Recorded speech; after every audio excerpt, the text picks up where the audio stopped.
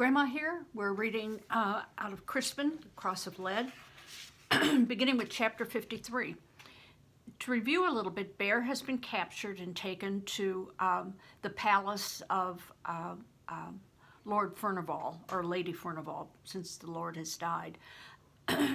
And Crispin and Widow Daventry believe that he has been taken to try and lure Crispin out, that Crispin is really who they want to have. And they want him so that they can basically kill him, so that he is not a threat to Lady Furnival's holdings, since Crispin is Lord Furnival's son. Crispin has been with Lady Daventry, and she has arranged for a man to take him to one of the gates and get him out of the city, away from harm. And that's where we begin. Chapter 53. The man who guided me did not speak as we moved along narrow alleys and lanes. Never once did we set foot on the main street. But once, when we heard the watch approaching, he slipped into an alcove. Breathlessly, we waited until they passed. It was then I said, "I need you to take me to the White Stag Tavern." I was told to bring you to the walls," he said. "Show the place to me and I'll trouble you no more, and I'll pay you," I said, holding out some pennies. He put his hand, which in the moonlight showed me he had but 3 fingers. I dropped the coins. For a moment he seemed to weigh the money. It's not far," he said, and limped away. After passing through a warren of muddy lanes, we came to the head of a dark alley. "There," the man said, pointing. No light came from the building. "Where?" I asked. "That building." He gestured to the head of the alley in a narrow structure 2 stories high. I looked at it again, but when I turned back to thank the man, he'd already gone. All I could hear of him was the foot scraping in the dark. I studied the house he'd pointed out. It was the moon that allowed me to make out a sign hanging over the door, which bore an image of a white stag, ghost-like in the faint light. Not only did the building seem on the verge of collapse, it appeared completely deserted. I approached the building and rapped softly upon a stout door. There was no response. Reluctant to leave, I put my ear to the door and listened. I heard a sound within. Emboldened, I knocked again. The door creaked open. I saw no one, but a voice spoke. "Who is it?" "I'm Bear's apprentice," I whispered. "He's been taken." The door shut. I put my ear to the door again. I was sure I heard voices. Perhaps I thought they were discussing what to do. The door opened a bit. "What's your name?" I was asked. "Crispin." "Come," someone said, even as the door swung open wide enough for me to slip within. I looked around. A small candle provided a little light among the shadows. The room was not unlike the Green Man's, but smaller, with fewer tables and benches. I could make out 5 men. Their faces were indistinct, partly hidden with cowls, making it clear they did not wish to be recognized. Still, I had a vague sense that at least some of them were those who had gathered in the shoemaker's house earlier in the day. "What brings you here?" I was asked. I was sure it was John Ball who spoke. "Bear has been taken," I said. By whom?" "The soldiers, the ones who came to your meeting." "Do you know where he is?" "He was brought to the Furnival's palace." "Are you sure?" "I saw him dragged in." "God have mercy on his soul," someone said. "They'll torture him," said another. "They'll make him give our names." "He doesn't know them." "He won't inform on you," I said. "I'm sure he won't. He's too strong for that. He'd rather die." "Braver and stronger men than Bear succumb to pain," said one of the men. "And he's grown weak," the man I thought was John Ball said. "When we met a year ago, he was ready to join us in our brotherhood. Since then, he's altered his mind." I said, "He says things are not ready." "How would a juggler know about such matters?" someone asked. "The man's a spy," John Ball said. "It's his business to know." To hear the revelation was to know that it was true. The only part of my surprise was that I had not thought it out myself. Then John Ball said to me, "Why did you come here?" "I need to help Bear." "You can't," said another. "The palace is too well guarded. Besides, they'll have put him in the dungeons." "Boy," John Ball said, "Bear told me you're Lord Furnival's bastard son. You are most likely the reason our meeting was discovered. Didn't Bear turn away from our brotherhood? How can we be certain of your loyalties? If you had any sense, you would be gone by now." "It was I who warned you before," I said, "and it was Bear who helped you escape." There was some uneasy shifting about by the men. "He's lost his way," John Ball said angrily. "We can't endanger ourselves any further." There were some low, if indistinct, murmurs of assent. I said, Can someone at least guide me to the square?" "What do you think you can do?" "Well, I can't abandon Bear," I said. "If it's true who you are, they probably took him as bait," said someone. "For you. You're exactly what they want." "Well, I have to try." One of the men came forward. "I'll bring you close." Chapter 54. We reached the square not long after the church bells rang for matins. As soon as we arrived, the man who had guided me disappeared without a word. I looked over the square. The bright moon revealed a field of empty tables and stalls deserted by its trader swarms. All lay in uneasy silence, putting me in my mind of an abandoned village where I had first met Bear. But here at one end of the square stood the palace of the Furnivals. It was huge and dark, save for 2 windows on the second level. There, some dim light glimmered. Opposite, at the other end of the square, the great church rose up in all its majesty, its stained glass windows glowing faintly like the embers of smoldering fire. As I stood and listened, I heard the sound of chanting coming from the church.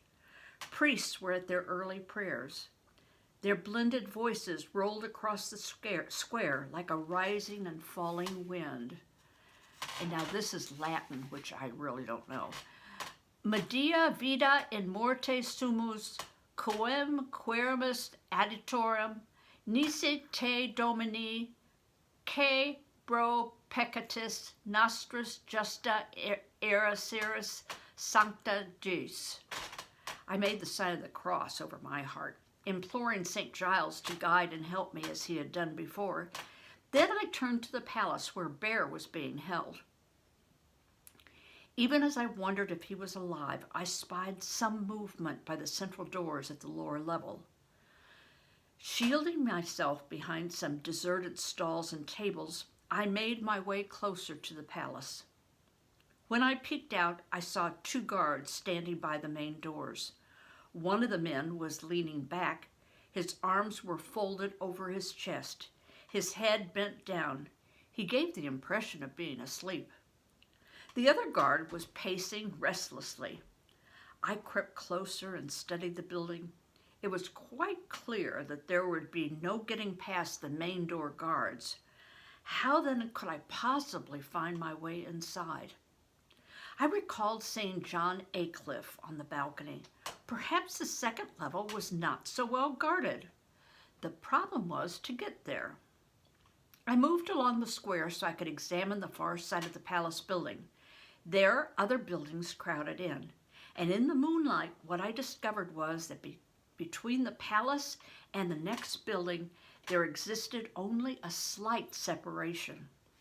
It was hardly more than a crevice, not big enough for a man to squeeze into, but I was still a boy. After waiting until the restless guard moved as far away as he was likely to go, I darted forward and squeezed into the breach I'd found. It was so narrow, I went in sideways. It was too dark to see much, but I could feel around. The palace walls were jagged stone. The wall opposite was made of some rough clay or plaster. I put down Bear's sack. If I returned, I could retrieve it. If I didn't, it wouldn't matter. Barely able to turn about, I was like a kernel of wheat between two stones. I pressed my hands against the opposing walls, using my fingertips to grasp small edges and bumps. I began to move slowly. When high enough off the ground, I lifted my legs and pushed my feet against the walls so as to gain even more purchase. Straining every bit of the way, I could climb the walls like a spider. He's doing it by holding on to the two walls and climbing, holding with the two walls. Very clever, very clever. Exactly how long it took me to reach the balcony, I don't know. It was higher than the roof of the Stromford church. Even when I reached the level of the balcony, I was not where I needed to be. The balcony jutted out beyond the building's front wall, whereas I was lodged against the side wall. Pushing my back hand against the palace stone while my feet pressed against the clay wall, I managed to turn about. Now I was able to wedge myself securely in place, even as I freed my hands. Just beneath the balcony, a stone carving of a lion, its jagged mouth agape, protruded. By stretching one arm to the utmost, I was able to reach the beast's lower jaw. Grasping it firmly, I released the pressure of my body from the walls. I swung out, holding on to the lion's mouth with one hand, legs dangling high above the ground and the guards below. With my other hand, I stretched up and clutched the balcony itself. Now I was clinging to the balcony with one hand. I moved the other hand up so that now I dangled with two hands. Even as I swung my feet in to gain some purchase, I hauled myself up, pulling and pulling again, until I'd finally hoisted myself over the balcony railing.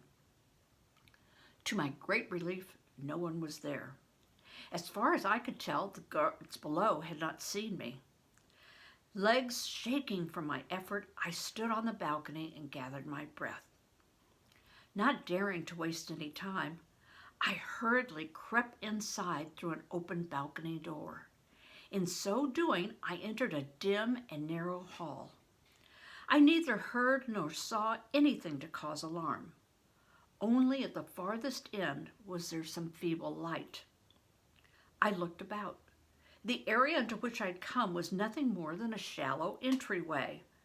I edged forward, pausing to notice doors on either side of the little hall. I set my ear to one of them. When I heard nothing, I pushed it in. In the faint moonlight that came through a high, small window, I saw only flags on wooden poles. I turned to the other door, listened, then pushed it open too. Along one wall was a rack of glaives. Another wall bore broadswords. A third held some daggers. I took one of the daggers, then withdrew, shutting the door behind me.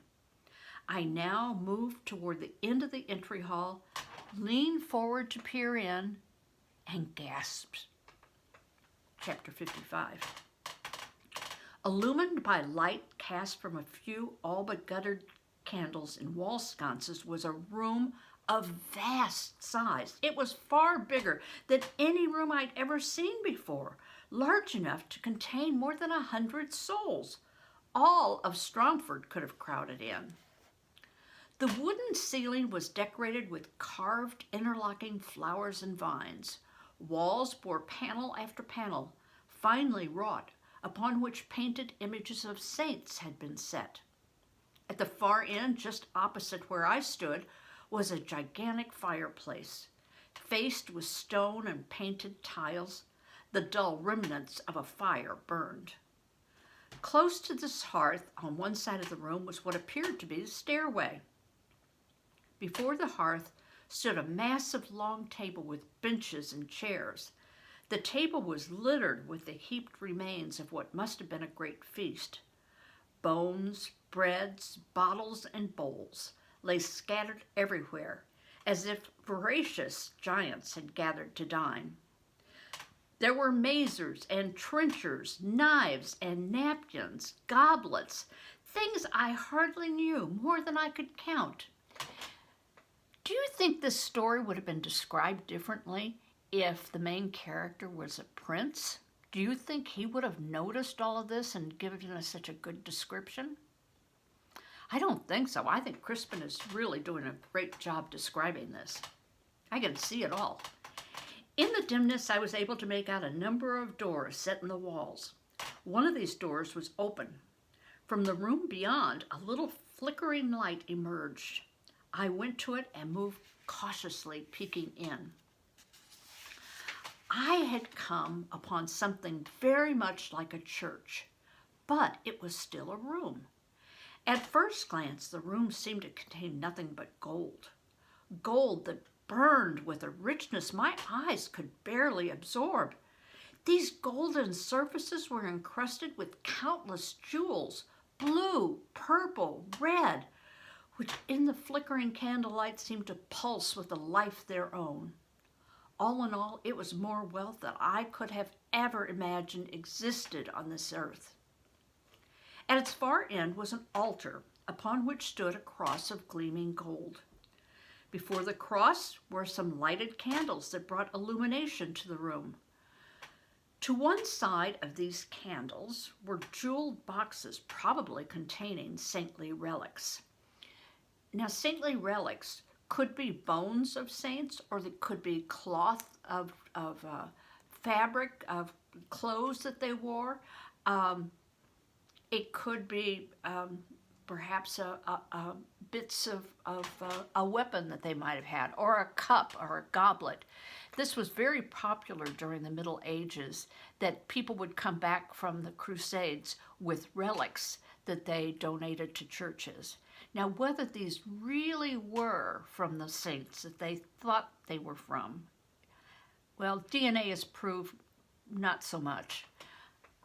But anyway, they believed in them.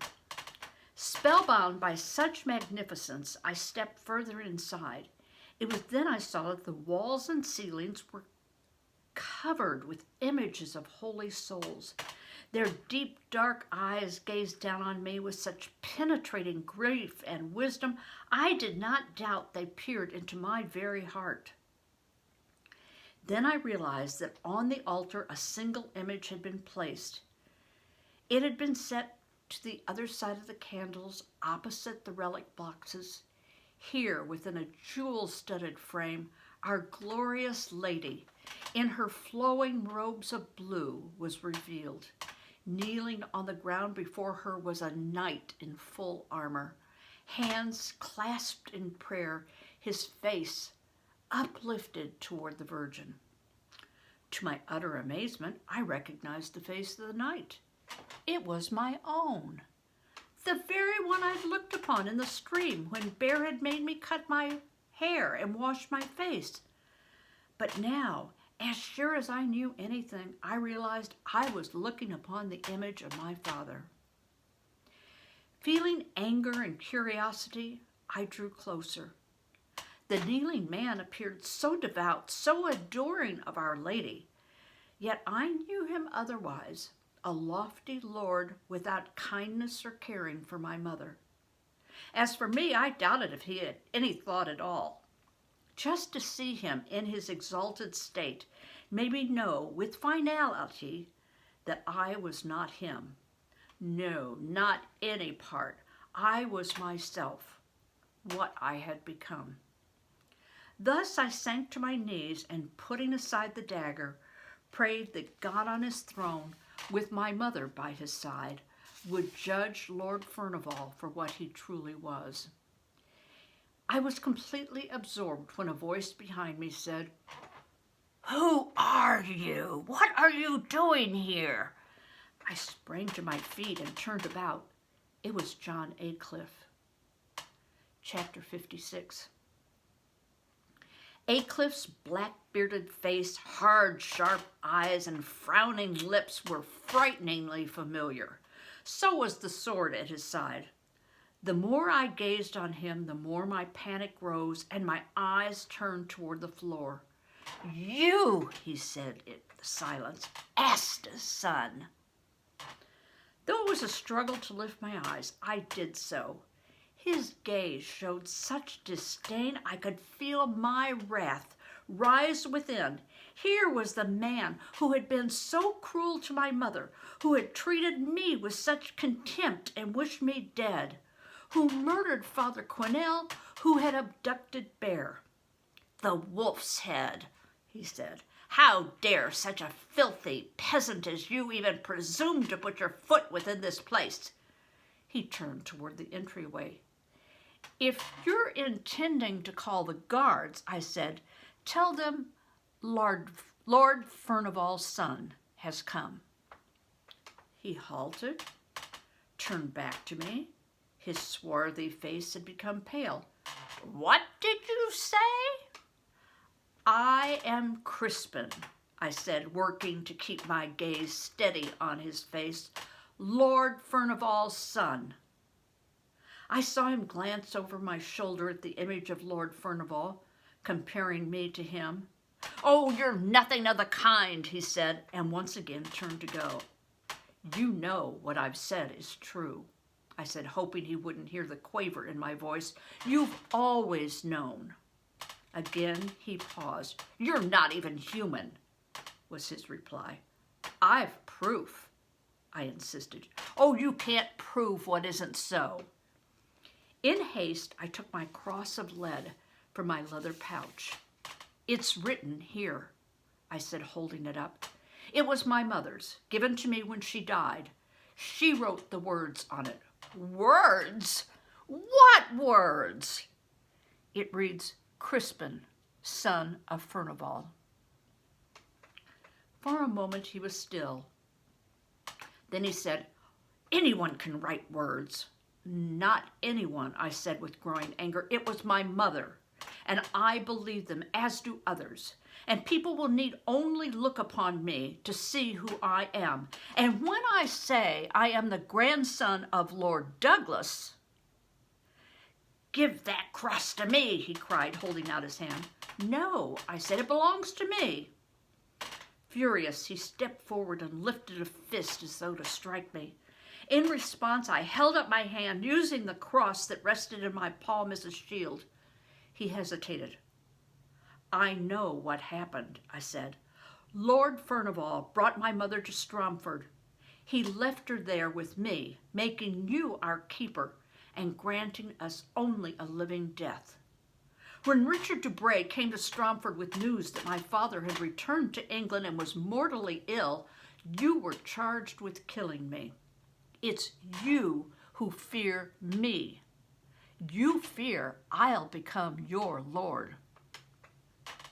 He made no response, but his eyes told me I was right. "It was you who killed Father Quinnell," I went on, "to keep him from telling me who I was. It was you who said I was a thief and proclaimed me a wolf's head so that any man might kill me." "Oh, your mother was nothing more than a servant," Aycliffe said. "She was too low to reach so high. She forgot her place. It didn't serve her well. There's an order to things which God himself has put in place. It can never be changed. How can you expect to stand against it?" "I came for something else," I said, hardly able to contain my fury. "Money?" he said. "Your soldiers took a friend of mine." He said nothing. "He goes by the name of Bear," I continued. "A great red-bearded man." "What about him?" "If you let the two of us, both him and me, leave Great Wexley, we'll not come back. You'll never see me again."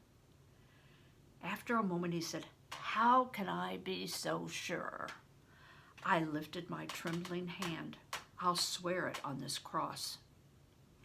"You forget," he said. "You're a wolf's head. All I have to do is call the guards. Anyone may kill you. You're nothing."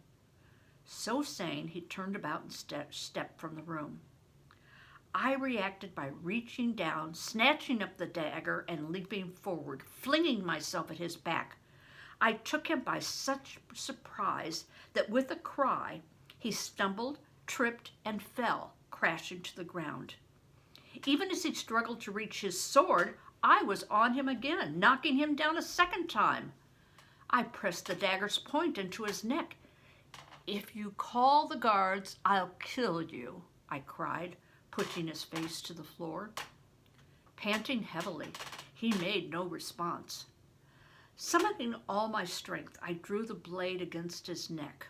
Blood began to flow. "What you wanted for me," I said, "is about to happen to you."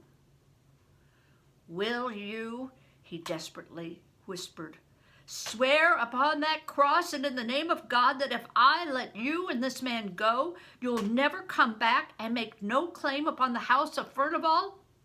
"Willingly." "And you'll give me that cross?" When we had passed through the city gates, even as I spoke, I worked to keep my hands steady so he never ceased to feel the pressure of the dagger's point. "But you," I said, "must swear first." "I will," he said, as though it was a painful thing to say. I released him. He sat up and touched his neck, looking at the blood that smeared his fingers. "Swear," I said, holding up the cross of lead but keeping the dagger near.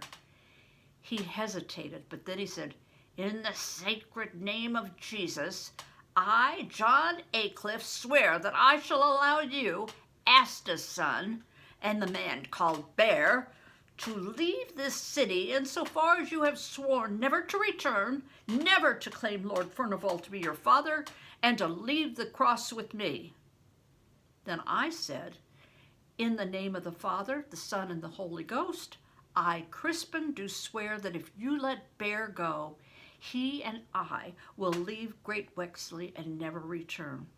Nor will I ever make claim that Lord Furnival was my father. Furthermore, once out of the city, I'll give you the cross." "Now," I said, "take me to Bear." His reply was to gaze at me with eyes full of hate. But then he got to his feet and began to walk away. "Follow me." And we're going to stop there. Well, that certainly got interesting, didn't it? What do you think's going to happen next? Do you think they're going to be able to get Bear out? Do you think they'll be able to leave the city wall? Do you think Lord Furnival will keep his promise? Well, we'll find out in the next few chapters. Bye-bye.